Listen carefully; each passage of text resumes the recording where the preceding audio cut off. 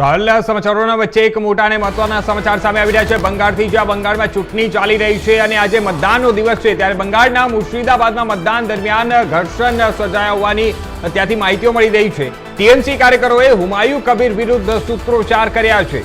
પશ્ચિમ બંગાળમાં ટીએમસી અને બીજેપી વચ્ચે જોરદાર આ વખતે ટક્કર જોવા મળી રહી છે। ટીએમસી કાર્યકરોએ હુમાયુ કબીર વિરુદ્ધ સૂત્રોચ્ચાર કર્યા છે। આ મોટા અને મહત્વના સમાચાર છે પશ્ચિમ બંગાળમાંથી, જ્યાં પશ્ચિમ બંગાળમાં ટીએમસી અને બીજેપી વચ્ચે જોરદાર ત્યાં ટક્કર જોવા મળી રહ્યું છે। જે હિસાબે આજે મતદાનનો દિવસ છે, આજે પ્રથમ ચરણનો ત્યાં મતદાન ચાલી રહ્યું છે અને તેના વચ્ચે આજે આ પ્રકારના ઘર્ષણના દ્રશ્યો સર્જાયા છે। આ વખતે ક્યાંક ને ક્યાંક ભારતીય જનતા પાર્ટી તરફથી એવો દાવો કરવામાં આવી રહ્યો છે કે તેમની સરકાર આવી શકે છે, તેમના જે ત્યાં ઉમેદવારો છે તે આ વખતે ભારે બહુમતથી જીતી પણ શકે છે, તે પ્રકારની સંભાવનાઓ પણ છે।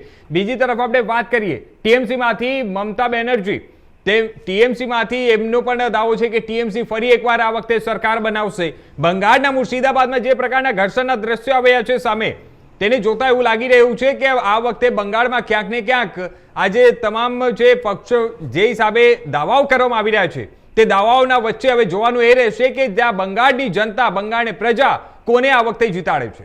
તો આ મહત્વના અને મોટા સમાચાર છે। ટીએમસી કાર્યકરોએ હુમાયુ કબીર વિરુદ્ધ સૂત્રોચ્ચાર કર્યા છે।